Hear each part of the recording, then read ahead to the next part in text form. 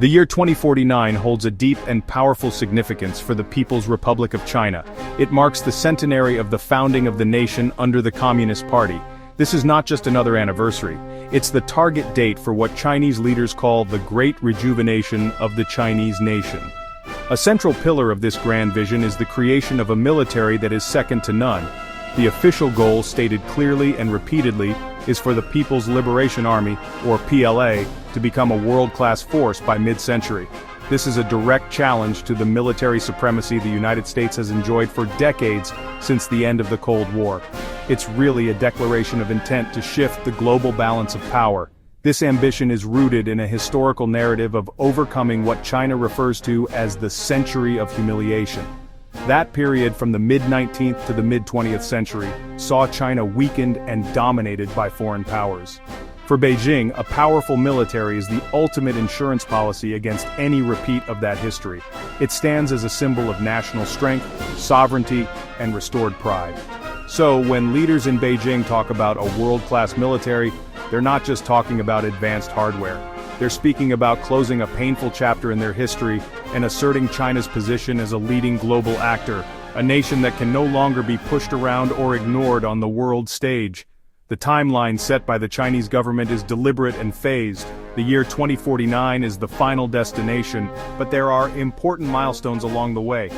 By 2027, the 100th anniversary of the PLA's founding, the military is expected to have accelerated its integrated modernization efforts. By 2035, the goal is to have completed national defense and military modernization. These incremental steps are designed to build a foundation of strength, making sure that the final push toward global preeminence by 2049 is achievable. This methodical approach really underscores the seriousness and long-term commitment of the Chinese state to this monumental undertaking, making it a core national project. What does it mean for the PLA to become a world-class military? The term is a carefully chosen piece of strategic communication. On the surface, it implies reaching a level of sophistication and capability on par with the world's most advanced armed forces. However, in the context of China's strategic thinking, it's widely understood to mean achieving parity with, and then ultimately exceeding, the capabilities of the United States military. The goal is to build a force that can deter American intervention in regions China considers its core interests, especially Taiwan, and to win a conflict should deterrence fail. This is the benchmark against which the PLA measures its progress. The plan to achieve this status is built on a multi-stage process of transformation. The first phase, which is pretty much complete, was mechanization. That involved modernizing the PLA from a massive ground-based infantry army into a modern mobile force with advanced tanks, artillery, and combat vehicles. The next and current phase is informatization, which means building a networked military. This is about connecting every soldier, sensor, and weapon system on the battlefield through secure data links.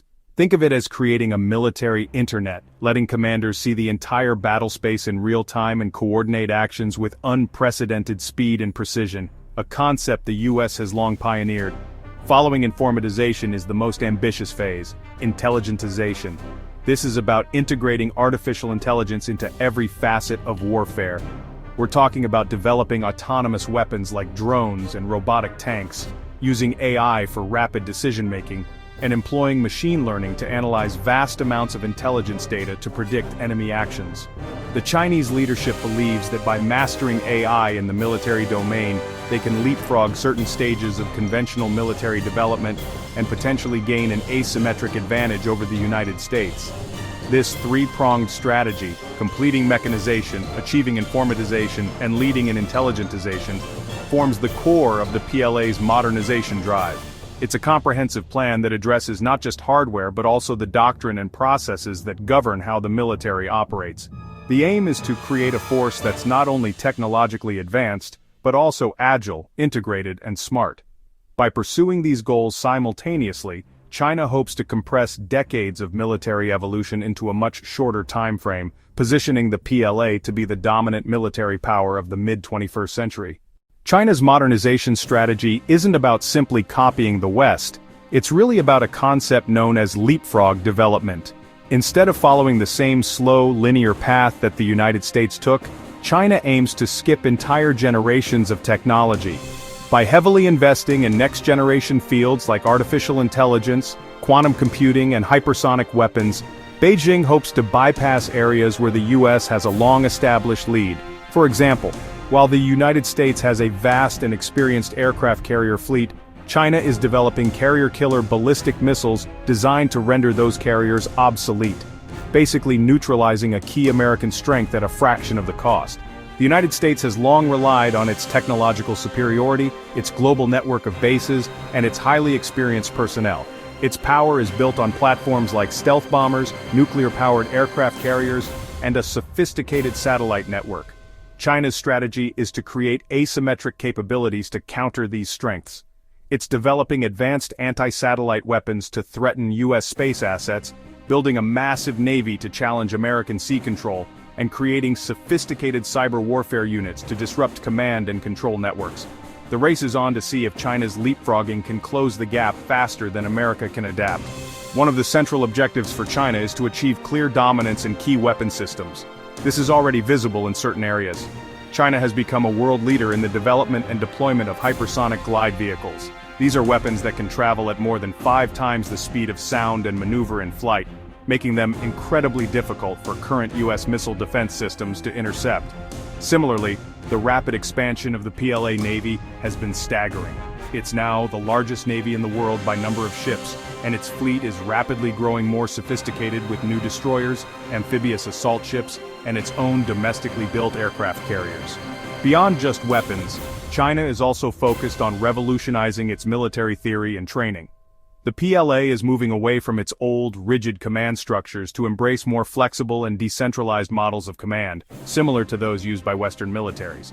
They're investing heavily in realistic combat training, creating large-scale exercises that simulate fighting a technologically advanced adversary, a pretty clear reference to the United States.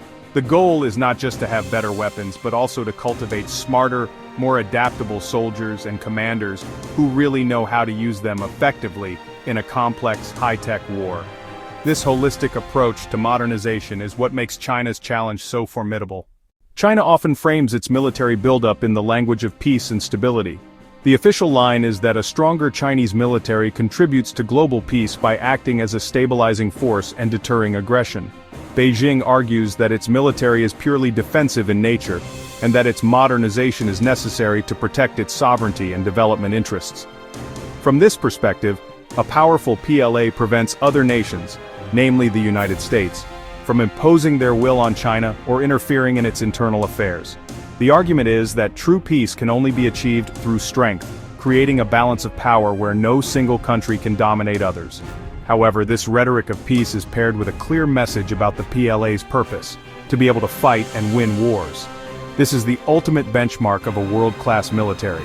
The ability to win is seen as the most effective form of deterrence.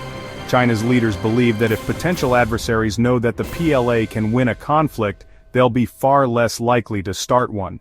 This doctrine is particularly aimed at preventing Taiwanese independence and deterring US intervention in a potential cross-strait conflict. The goal is to make the cost of a military confrontation with China unacceptably high for any opponent, thereby ensuring its political objectives can be met without firing a shot. The potential global impact of this military rivalry is profound. If China succeeds in its goal of overtaking the US military by 2049, it would mark the end of the post-Cold War era of American unipolarity. The world would likely enter a new bipolar or multipolar era, with 2 or more military superpowers competing for influence. This could lead to a more contested and potentially less stable international environment, with an intensified arms race in emerging technologies like artificial intelligence and space weapons. Alliances could shift, as nations in Asia and around the world are forced to navigate the growing competition between Washington and Beijing. Ultimately, the question of whether China will overtake the US military is one of the most critical geopolitical questions of our time. The outcome is not yet certain, and will depend on numerous factors, including economic growth, technological innovation, and political stability in both countries. The United States is not standing still. It's also investing heavily in new technologies and adapting its strategies to counter China's rise. The coming decades will be defined by this great power competition. The challenge for both nations and for the world will be to manage this rivalry in a way that avoids open conflict and preserves global peace and security.